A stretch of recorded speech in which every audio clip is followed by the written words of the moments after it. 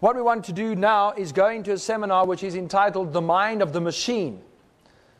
Interesting title, and really what it's about is getting into that which makes this industry that we have started discussing, what makes it tick. What is it that inspires and moves it? We've already touched on that already. So in a sense, this seminar is a continuation of the Primitive Heart one, which we have already just done. Here's an interesting picture on the screen. Of course, it's very clear to anybody who has any understanding of the occult that these are all occult symbols that are incorporated into this actual picture. The occult plays a very important role in what is happening in the contemporary modern music industry, and for obvious reasons, because the very roots come from pagan worship, as we have seen.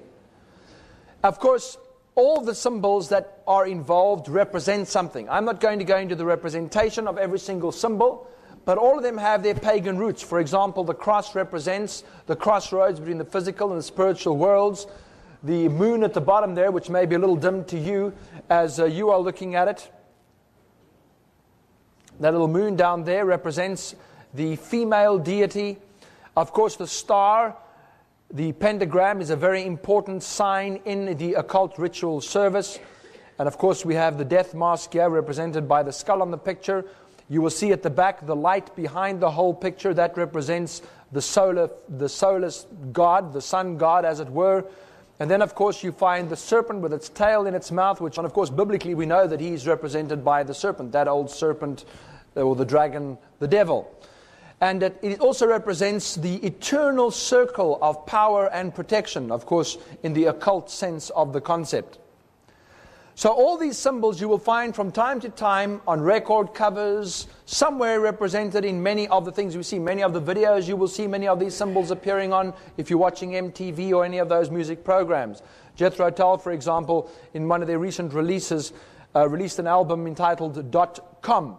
And of course, here we have the flames burning in the circle, which also represent the solar deity, also represent the serpent deity, or all goes back, of course, to Satan himself, the Luciferian god. Another one which became very popular during the hippie era, the flower power era, the 60s and the early 70s, became known as the peace sign. Actually has nothing to do with peace at all. It was a symbol which was another one, important symbol in occult initiation ceremonies. It's actually a blasphemous symbol in the extreme sense of the word. Somebody who's being initiated into the occult will take this symbol, which is made out of ceramic or sometimes out of clay, ceramic clay or sometimes out of paper mache, whatever they have available to them. That symbol will be made, the circle with a cross, without the arms facing downwards, but the arms will be straight across. And in the initiation ceremony, the person who's being initiated will take those two arms and they will repudiate Christianity, they will blaspheme God and dedicate themselves to the occult coven or group, whoever they are joining. And then they will break those two arms like that. They will break the two arms to signalize the rejection of Jesus Christ and His crucifixion. In fact, it's an upside-down crucifix with the broken arms of Christ on the cross, as it were, in the initiation ceremony. And then the people who are initiated into the occult group that they have joined will wear either as a ring on their finger, or they will wear the sign around their neck as a piece of jewelry to represent that they are part of the occult or the group that they have joined. And those who are involved themselves will know that he is like me because he's wearing that. Of course, it's become very fashionable today to wear these things, but it's interesting to know where the roots lie. And of course, the origins of the popularization of these symbols into Western society come from the music industry. The 60s and 70s, of course, the whole hippie era was instituted by the New Age movement. It all had to do with the bringing together of Eastern and Western occultism. That's what it was really all about. One of the individuals that actually were very influential in the music industry, not that he was alive at the time, but because of his visions, his philosophy, his concepts that he had, was a man by the name of Aleister Crowley, who lived in the first half of the century, became known as the father of modern Satanism, or modern form of spiritualism, or the occult. And he put together a system of magic, and he said that if this system of magic would ever be combined with the power of music, you would be able to revolutionize the world. Now, for those of you who were here last night, when we spoke about the language of music and the effect that it has on societies and individuals and people and how we can actually change the way in which we govern ourselves, you will understand what Aleister Crowley was really talking about here. Because he believed that a system of magic, and really he was referring to none other than the system of magic we were talking about in our previous seminar. Voodoo ritual magic combined with music, that's what lay at the heart of it. You would be able to change the world. What has happened to this world in the past 40 or 50 years since the popularization of this form of music? What has happened to the world? The whole environment and atmosphere of the world has changed. Because it has, and not only because of the music though, bear that in mind, it's one of the influences, but the media has been able to bring these sounds and atmospheres into the homes of every single person practically living on the face of this planet. You just switch on your television, it's there, right there, the sound is there. Switch on your radio, it is there. So the time was just right for the world to be indoctrinated, to be desensitized, and that's what I like to say because that's what it really is, by this atmosphere of music. Revolutionized the planet. Aleister Crowley, though, of course, had a very interesting philosophy. This philosophy lies at the very heart of the Satanic Bible, which basically is used by the people who belong to the Church of Satan in San Francisco, where their headquarters are. We'll talk a little bit about that just now. But this law that he had was in total conflict with God's law.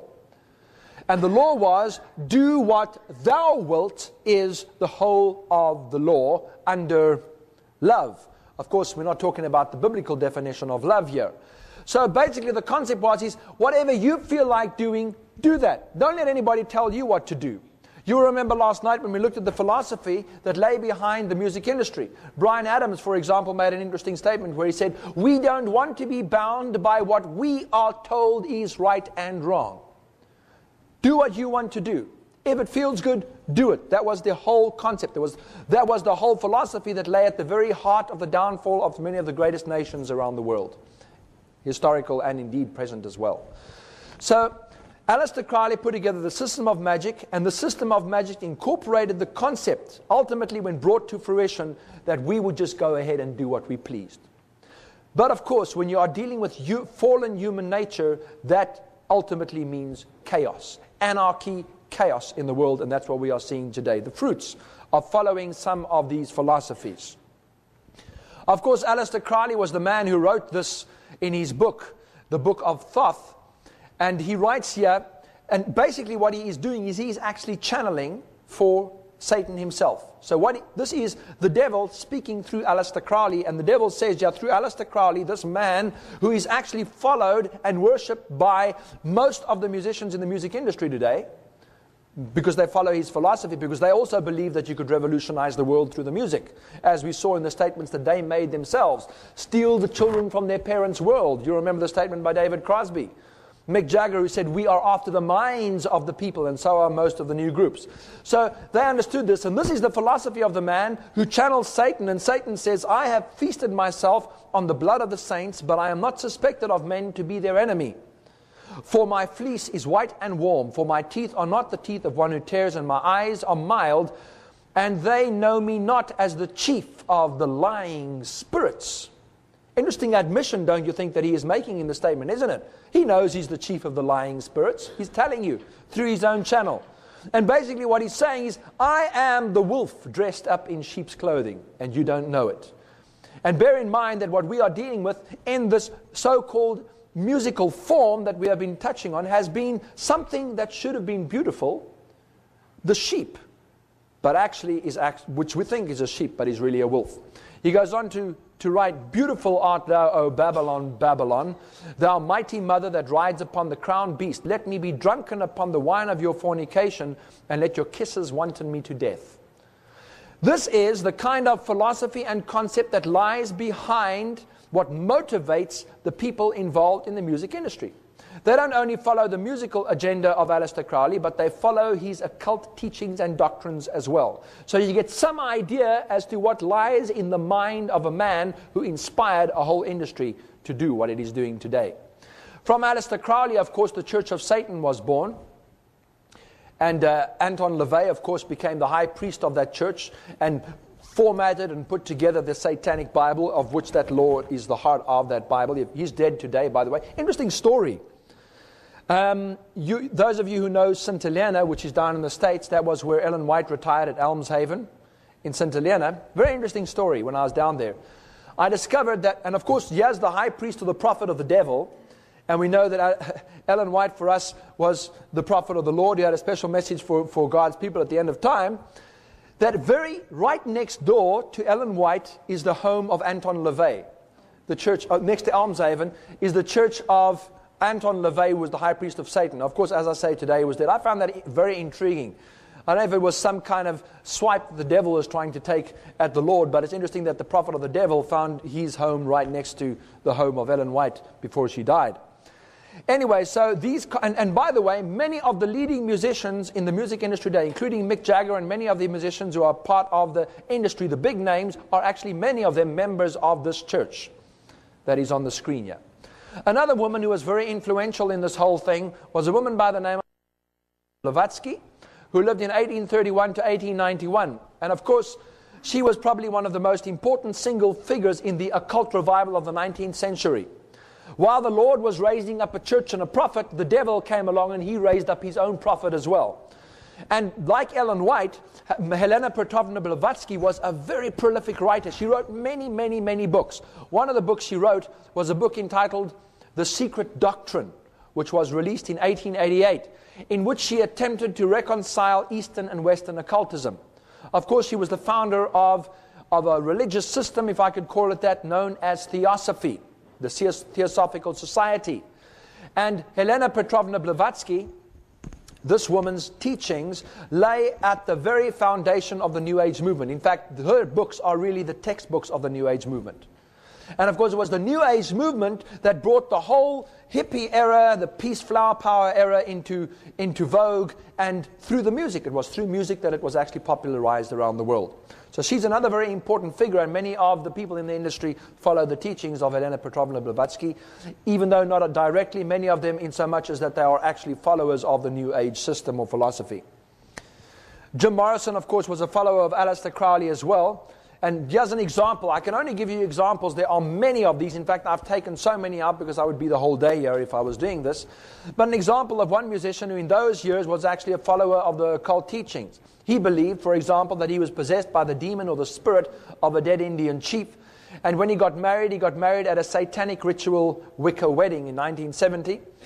And of course, interesting story which comes out of Mojo magazine, a music industry magazine. During his affair with Scandinavian beauty Ingrid Thompson, they cut themselves and drank blood from champagne glasses while they were making love. Of course, it's a satanic ritual that they were involved in. Blasphemy and the occult has been a very important part of what makes the music industry tick.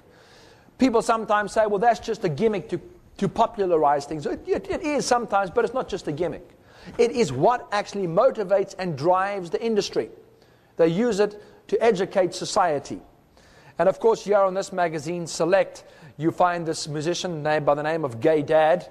Of course, a blasphemy, the nailing of Christ's, supposedly a representation of Christ's hand.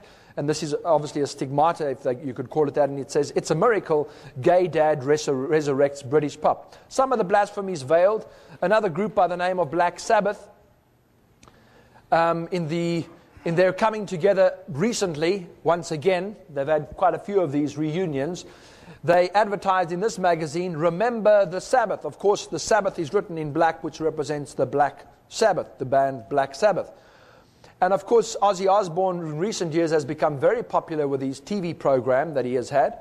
Ozzy Osbourne, though, from the information which I have and from the lot of reading that I've done, and of course he's substantiated by some of the music which they wrote, apparently had a Seventh-day Adventist upbringing. And, well, at least some connection to the Adventist church. And it's interesting when you look at some of the early music of Black Sabbath. One of the songs which appeared on one of their albums was a song entitled Sabbath, Bloody Sabbath. And one of the songs, this song's lyrics start off by saying, Sabbath, bloody Sabbath, nothing left to do. Interesting words, don't you think? Maybe he had some kind of frustration with the Sabbath as a youth, I'm not sure. But it's just very interesting to know that. And of course, much of what he does and much of what he has done in his music has absolutely been a blasphemy of the name of God. And even in the rap, techno, rave scene, you find this all the time. Here is the opening of, and this is not religious at all, as far as we understand it. Here is in Ministry magazine. This is the opening of a new club in London. In fact, the reopening of a new club in London. And that's why they call it the Second Coming. And they have this picture of Christ supposedly on the cross with a big cigar in his mouth and headphones on. Absolute blasphemy, which you find in many of these things. Here again, this is not religious. A Renaissance, and this is referring to one of the clubs in London called Renaissance. And of course, here they use the picture of Christ here, and at the Mount of Transfiguration, to show that you will have your own spiritual experience if you come to this club that we have. Sting, interesting article about Sting in this magazine, speaking about the world's greatest composers. He was speaking about his experience. He says, "I'm very lucky that I can exorcise my shadow or my demon on screen." Well, that's interesting. He goes, and then it goes on to say that both roles, Fade in the movie Dune and the character in Brimstone and Treacle, 2 movies which he acted in, fitted in perfectly with the Prince of Darkness label that he was earning as a musician, Sting. Of course, Sting, not surprisingly, was also a follower of Blavatsky and Aleister Crowley and so on, interested in the occult himself. What about the indecent exposure? I don't even want to show you some of those pictures. They're not good enough. They're not really good to look at. What about what the feeling of some of the musicians is about Christ? Mick Jagger, speaking about Jesus Christ, said that if Jesus had been indicted in a modern court, he would have been examined by doctors, found to be obsessed by a delusion, declared incompetent and incapable of pleading his case, and sent to an asylum. Interesting. And then we run out and we buy their records. It's not only people in the world that buy these records. Christians buy the records of people that feel this way about the Jesus Christ which we worship. Speaking about the Beatles, probably one of the most antichrist bands that actually existed. And the press secretary of the Beatles, Derek Taylor, writing about them, he says they are completely antichrist, the band the Beatles, so much so that they shock me. And he says this is not easy to do.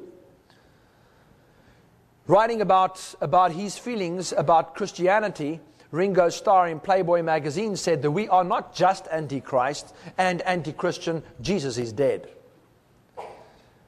And yet we buy their records and we listen to them. Of course, the Beatles are old hat today to most people. 2 of the members of the band are dead.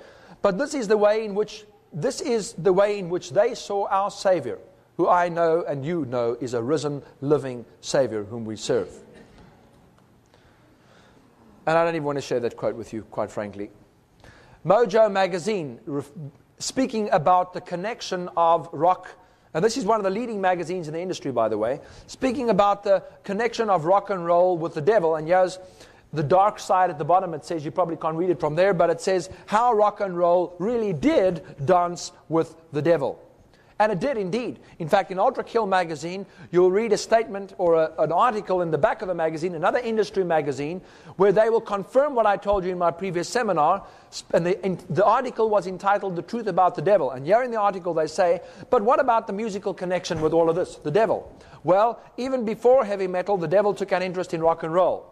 So it wasn't only rock and roll that was devilish. It was right from the beginning. The very term rock and roll started life as a black American expression for sex. And sinful procreation has been the devil's province for a long, long time. So all the things that I'm sharing with you are not just stuff that I'm kind of pulling out of my hat and, pulling out of my sleeve. This is stuff which comes from the very people who are in the industry themselves. Elvis Presley, who was known as or later on became known as a young Christian boy who became very popular through the music that he was doing. In fact, this was really, if one could name it like it really was, a farce. You will remember when Elvis Presley was released in the mid-1950s that he was denounced from pulpits across America. People burned his records. They said it was from the devil, this music, and so on. And what happened was, at that time when this was taking place in North America and other parts of the world, Elvis Presley's record sales started going down. And here's some interesting recorded rock and roll music history. Colonel Parker, who was his manager, came up with a bright idea. He said, what you should do is you should start recording some Christian albums. And so Elvis Presley launched into his Christian music career. And he started recording a whole lot of Christian songs. And suddenly, because the parents were forbidding their kids to buy Elvis's records. And suddenly, Elvis's records just started going right through the roof again, because the parents suddenly turned around and said, but Elvis is a Christian boy. Listen to the music that he's singing. And then the parents started buying his records. And the parents were not only then buying his Christian records, they bought his rock and roll music as well. And as a result, Elvis Presley became the biggest selling name in the record music industry. And became ultimately known as the king of rock and roll. That is the history behind his contemporary Christian music recording career. But it is interesting to notice that Elvis Presley was actually a follower of the woman Helena Petrovna Blavatsky. So the whole New Age concept was already finding its roots in the very early days of rock and roll. He regularly used to visit a psychic in Denver, which I don't know what a Christian boy was doing something like that, but in any case. And many of the people who were close to him, some of the bodyguards that have been interviewed and other people that were close to him, say that he thought that he could actually form clouds with the power of his mind. And that he believed as well that he was a reincarnation of Christ. Of course, it's interesting to notice that there are many musicians in the industry, including Michael Jackson as well, who believe that they are a reincarnation of Christ. But hang on a second. They are not talking about the Christ that you and me know. They are talking about the New Age Messiah. That is what they are talking about. The Maitreya, in other words. Speaking about the music and what lies in the music or what motivates the music, and particularly here, Jimi Hendrix speaking about the music that he was making, he says, we are making our music into electric church music. A new kind of Bible. A Bible you can carry in your hearts. One that will give you a physical feeling. Please notice that. One that will give you a physical feeling. Because that's what the music was all about in Buddha ritual as well, focused on the physical aspect. We try to make our music so loose and hard-hitting so that it hits your soul hard enough to make it open. And what comes in when your soul opens? That's an important question. He says, we want them to realize that our music is just as spiritual as going to church. And how many Christians have not bought that idea today? It's okay. Spiritual, this is also spiritual music, and we use it in our churches today. Same atmosphere, same music, just changing the words. That's all we do. He goes on to speak about the atmospheres that are going to come through music, and he says, atmospheres are going to come through music because music is a spiritual thing of its own. You can hypnotize people with the music, and when you get them at their weakest point, then you can preach into the subconscious what you want to say. Through demons, exactly what it's about. So, and bear in mind that this is again a confirmation from the industry itself of what I have been sharing with you through the seminars. Recently, Carlos Santana released a record entitled Supernatural. Interesting title for a record. And he speaks about the music on that record. And by the way, for those of you who know anything about occult symbolism, that record is full of occult symbolism. He says here that in this music there is a sound vibration, a resonance that rearranges our molecular structure to the point where your hair stands up, you feel like touching bodies, horny, all at the same time. It is, he says, a whole other kind of spirit. Now tell me, looking at the language he's using there, the description he's making, what other kind of spirit is he talking about? The Holy Spirit? I think not. Carlos Santana speaking about where he got the inspiration from. Listen to what he says very carefully. He says, in my meditations, this entity called Methatron said, we want to hook you back to the radio airwave frequency to reach junior high schools and universities. The young kids, in other words. And once you reach them, we want you to present them with a new form of existence. Steal them away from the world of their parents. Let them believe that do what thou wilt is all they need to obey. That's what the underlying message behind it all is. And then he speaks about the origins as well. He says, people are going crazy with the Latin frenzy. That's the Latin type rhythm which is popular in much of the modern music today. And the Spanish frenzy as well. And he says really what it is all African music, because that's where the roots are, that Ricky Martin is playing, Jennifer Lopez is playing, and I am playing. All find their origins in the same place. You'll remember the statement, of course, by Mick Jagger last night, where he said that we are moving after the minds of the people. Interesting statement comes from David Bowie. First of all, this is what it says on Uncut magazine, another industry magazine. Speaks about David Bowie's experience with black magic, white noise, and hard drugs, and so on. And Bowie speaks about this dangerous period of his life, and he says, I had serious doubts about my sanity during that time. Bowie also describes the music that was on the music of that era, where he says it was louder and harder and lyrically far more psychotic than the music which they had been performing in the past. But he goes on to speak about something very interesting in another magazine, and this, of course, is one of the most famous magazines in the music industry, Rolling Stone magazine. And David Bowie says here, and I find this extremely interesting. Listen to what he says. He says, I believe that rock and roll is dangerous. It could very well bring about a very evil feeling in the West. Now let me pause there for a moment. Listen, here is a man who is probably one of the leading figures that have ever lived in the history of rock and roll music. And here he is telling us that rock and roll music is dangerous, that it could very well bring about a very evil feeling in the West. In other words, it has an influence on a global level. And he says it has got to go the other way now, and that is where I see it heading, bringing about the dark era. I feel, he says, that we are only heralding something even darker than ourselves. And then he goes on to say that rock and roll lets in lower shadows or elements and shadows. Wow. What are they? Perhaps the demons that are once again being revived as they were experienced in pagan ritual worship. He goes on to say, and this is, I believe, quite a categorical statement that David Bowie makes, and here you find it coming right out of the horse's mouth. He says, rock has always been the devil's music, and you can't convince me that it isn't. I never told you that. This is David Bowie himself. You can decide if you want to believe what these people who are in the industry themselves are saying, or if you want to tell them, well, David Bowie, I think you're talking a load of rubbish. They're telling you themselves. Rolling Stone's manager, speaking about the origins once again, and I'm just trying to hit the message home very clearly so that you'll have no doubt in your mind. Rolling Stone's manager puts it this way. He says, rock is sex, and you have to hit teenagers in the face with it. And if you watch MTV or any of the music programs, sexuality is there all the time. Revolver magazine, speaking about Led Zeppelin and some of the backstage history that went on in the rock and roll music industry. You're a band nerd, speaks about oral sex being a part of the basics for a rock star. Andy Summers, speaking about the Police, he says, yes, he admits substances were imbibed and the opposite sex was dealt with in huge numbers. I mean, what a way to speak of a sexual relationship. It's just disgusting. He says, of course, I am not going to deny anything. That is the lifestyle behind rock and roll. All the elements, the sex, the drugs, the rock and roll. We're having a look at all of them. Another band, Adrian Borland, speaking about what they wanted to do. He says, we wanted to change the world political scene. Oh, a rock music band who wanted to change the world political scene? That's interesting. Yes, because they believed that they could change the way that people think.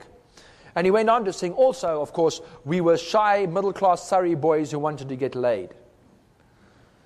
And of course, the sexuality in rock and roll music has been involved and implicit in it since the very beginning. This man, by the way, that's a man, by the name of Elton John, speaking about his belief in sexuality. And by the way, Elton John is one of the more respected people in the music industry. But listen to what he says. He says, there is nothing wrong with going to bed with someone of your own sex.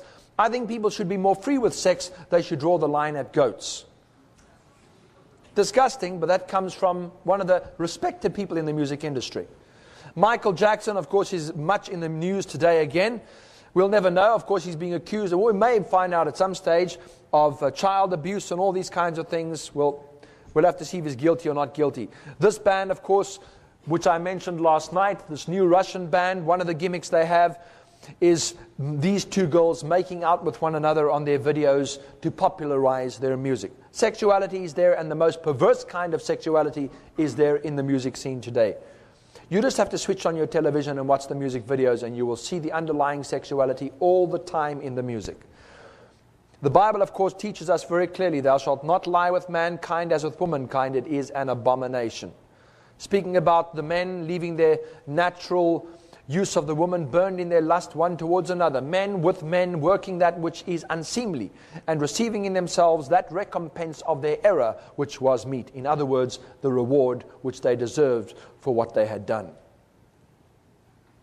Of course, the drugs. Touch on that aspect. Wherever you go in the music industry, you will find drugs. Live on stage, Lou Reed showing the young kids in the audience how they could administer heroin to themselves.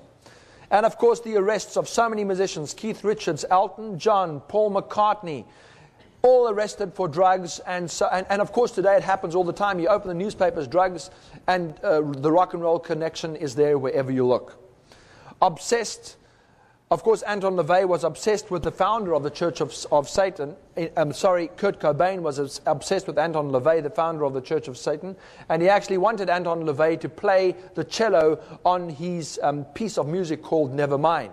And of course, the suicide of Kurt Cobain was directly connected to his drug abuse. So drug abuse once again lay at the heart of it. This picture of Kurt Cobain was taken very shortly before he committed suicide, before he died. One thing I always stress in my seminars, and I pose this question particularly to young people, because we find that very often there is a certain time in our growing up, in our youth, where we cut out pictures of the rock stars, we paste them on our books, we put them on our suitcases, we stick them on our bedroom walls, not only the rock stars, the movie stars as well. And do you know that the industry calls them pop idols? You know that, right? Why does the industry call them pop idols? Because they know that people worship them. It's a form of idolatry. It's a form of worship. The same with the movie idols and the movie stars. And I often pose the question, if we really care about these people and so-called want to be associated with them so much, then instead of worshiping them, why not pray for them? Because they need your prayers. They don't need your worship. There are men and women in that industry who are daily dying because of what they have committed their lives to, without a hope of salvation. And then we go put them up on our bedroom walls and we worship them.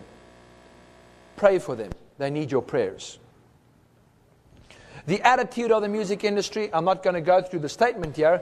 Eminem is one of them, but the attitude is very clearly demonstrated in what they do. The lifestyle, in other words. Rod Stewart, for example, in this photograph, you see that Rod Stewart and his band traveling on an aeroplane. This was, of course, way back in the 70s, when they were traveling on a plane from London to New York, first-class flight. They poured drinks on the carpet, smeared the seats with jam and butter, and dumped gourmet dinners in the aisle. That's how the aeroplane was left after they left. Now, these are the people which we hero worship. And some people may even say, oh, that's cool. But understand that what kind of mindset causes a person to behave in this way? Can we associate that with our lifestyle as Christians? Absolutely not. Because it has to do with the philosophy and ideals that motivate this industry. And of course, mayhem and violence have been associated with rock concerts since the very beginning of the rock and roll music industry. You can go right back to the Beatles, you can go right back to Elvis Presley. Since the very beginning, it has always been associated with rock concerts. For example, in Cincinnati in 1979, interesting bit of rock and roll music history, the band The Who were playing at that concert, and trying to get into that concert were all the fans, and during that process of trying to get in, 11 fans were trampled to death. And then the lead guitarist, Pete Townsend, says this about what happened. And this again reveals the attitude. He says, we are a rock and roll band, you know. We don't worry about 11 people dying. 11 people who came to see them, fans who came to see their heroes. And then the hero turns around and says, well, we don't worry about 11 people dying. We're a rock and roll band. And of course, the lead vocalist from the Spin Doctors puts it this way when he says, don't be asking me no dumb questions, man. I wouldn't know anything except that we are exploiting the kids. And whether that was said in humor or not, there is absolute truth in the statement that he has made. Exploitation of the people for the sake of making money and ultimately for the sake of changing society. Speaking about the Brit Awards ceremony, this is the music awards ceremony in Britain. Basically, the newspaper article just speaks about the fact that there were tantrums, booze, and of course drugs were imbibed in, brawls, and all kinds of things that were happening at this music awards ceremony. Wow. I mean, is that the kind of people that we want to associate ourselves with as Christians? I should think not.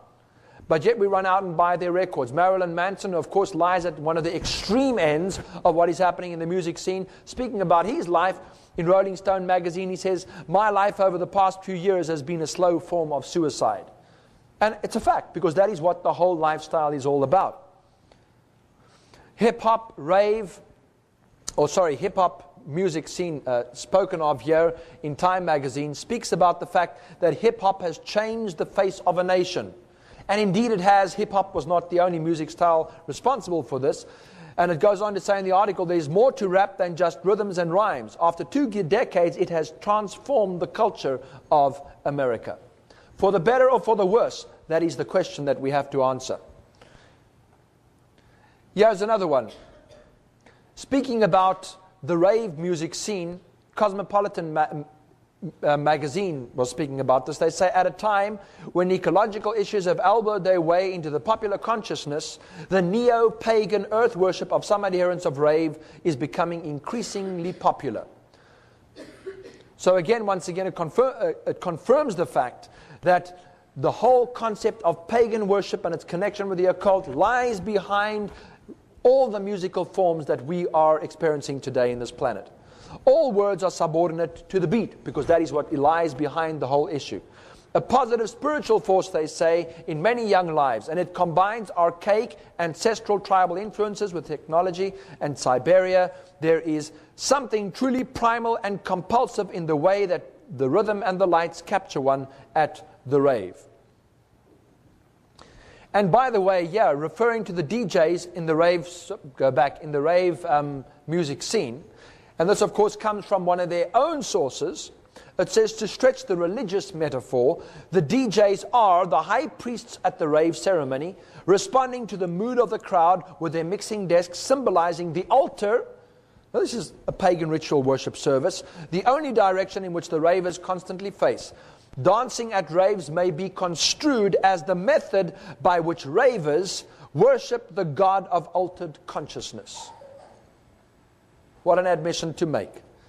And in this Cosmopolitan magazine, they say something interesting at the end. They kind of pose, it's a kind of a question, but they say perhaps rave truly is the music at the end of the world. Well, surprise, something new has come along, and it's known as EMO, or emotional music. And EMO basically is heavier music for heavier times, they say. EMO accentuates the emotional content of a song with screaming confessional lyrics over rising and falling guitars. It's tough to avoid the conclusion that the EMO faithful are only happy when they are sad. Of course, this is the point where we have come to, because people are actually finding a certain kind of strange pleasure in the depressive state of mind or emotion that they experience in some of the forms of music prevalent today. Totally perverted. That which is right has become wrong, and that which is wrong has become right. The world is turned upside down. And so, we come to the very core of the issue. That which motivates and drives this industry that we have discussed in our past 2 seminars. It is the spirit of rebellion. It is obvious, though, against whom the spirit of rebellion is directed. Listen to what it says. And this comes from one of their own sources. Rolling Stone magazine, at a 20th anniversary TV special, tells us very clearly what motivates the industry. They say this: it is not just an exaggeration to say that rebellion is more than just an occasional theme in rock. It is its very heart and soul. Very heart and soul of what motivates this industry is rebellion. Ultimately, it is rebellion against God, because its roots are founded in the worship of the devil himself.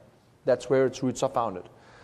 In fact, Blackie Lawless of the band Wasp says in an interview with Washington Post, he says, rock and roll is an aggressive art form, pure hostility and aggression, and I believe in that like a religion. Aggression, rebellion, hostility against whom?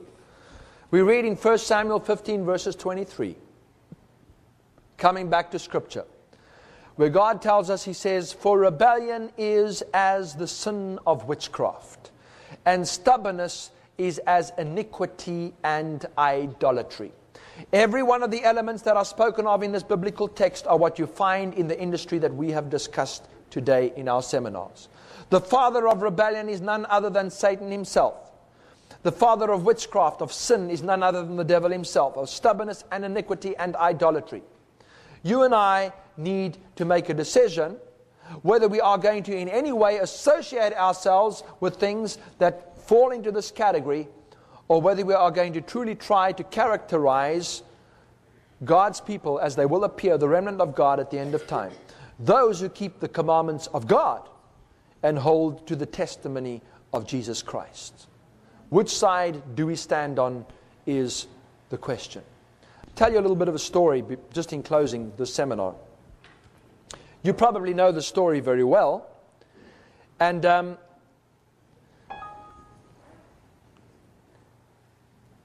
a ship, early part of the last century, the 20th century, that left London on its way to New York. You know the story of the Titanic. On that ship that day, the day when this happened, on that ship that day there was a lot of activity taking place.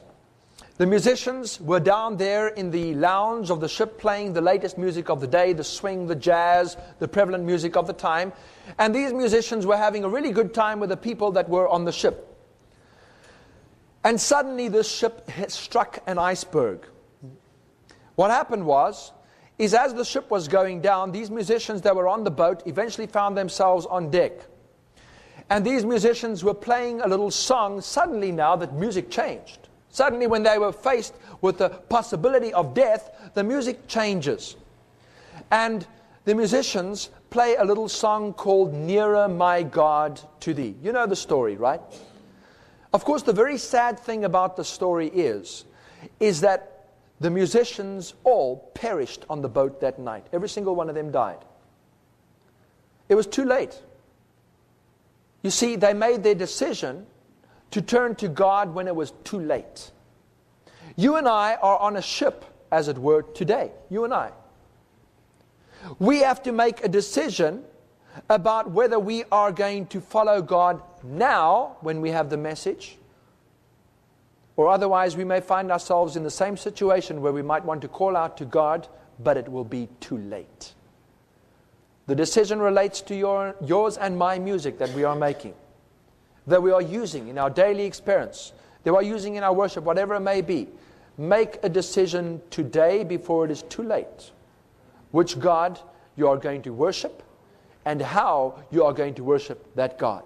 Decide today where you are going to pick your fruit from the vine which is Jesus Christ, or from the orchard of Satan.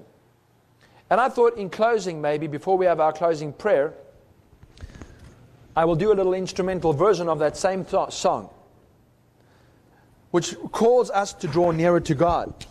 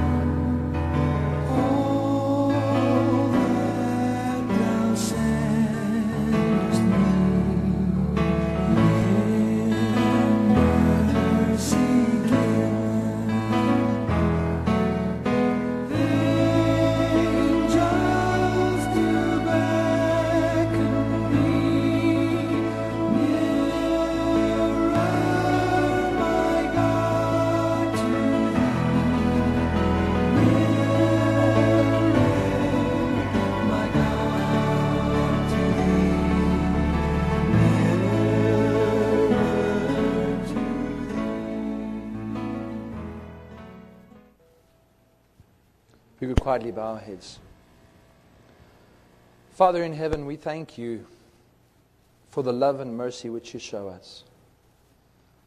Lord, we thank you that you are so kind to us, in spite of the fact that we are so undeserving. And Father in heaven, I believe in my heart that it is the goal of every person that is here today, and I believe this is why we are here, that we want to find out what it is that you require of us. We want to be amongst the redeemed and the saved one day, who can turn their eyes up to heaven when you return and say, this is our God, we have waited for him. And we realize, Lord, that the devil has designed so many deceptions for us today. And sometimes we are caught unawares. But we thank you that you have given us light and information so that we can make the right decision, because we know that you want us to be prepared for your return.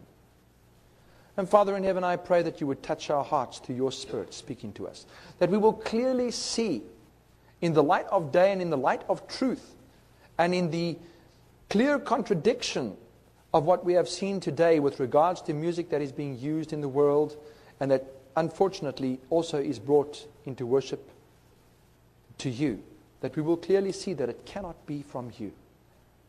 We want to honor and glorify and praise you, Father in heaven, in the way that you have prescribed. And I pray that through our seminars you will lead us closer and closer to this design, to your design. Be with each individual as we take our supper break this evening, and bring us back for our final seminar this evening as we look into what lies behind the contemporary Christian music scene. Open our eyes, Lord, guide us, and may your Spirit be ever present. We thank you and we ask these things in Jesus' wonderful name. Amen.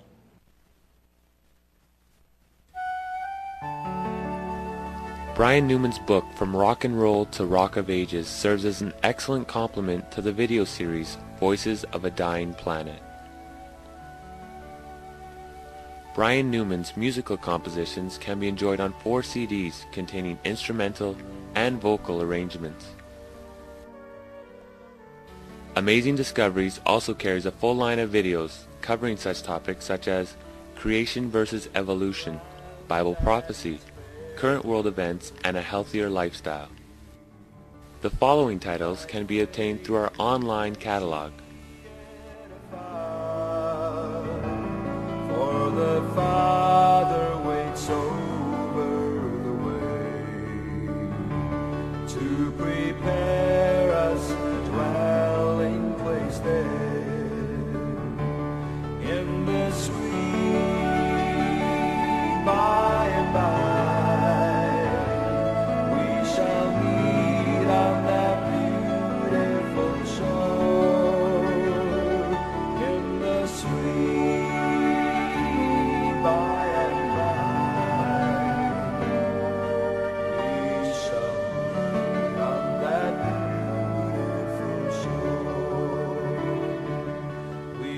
Sing on that beautiful shore the melodious songs of the blessed, and our spirit shall sorrow no more. Not a sigh for the blessing of rest in the sweet by and by, we shall meet on that beautiful shore in the sweet by and by. We shall meet on that beautiful shore to our bound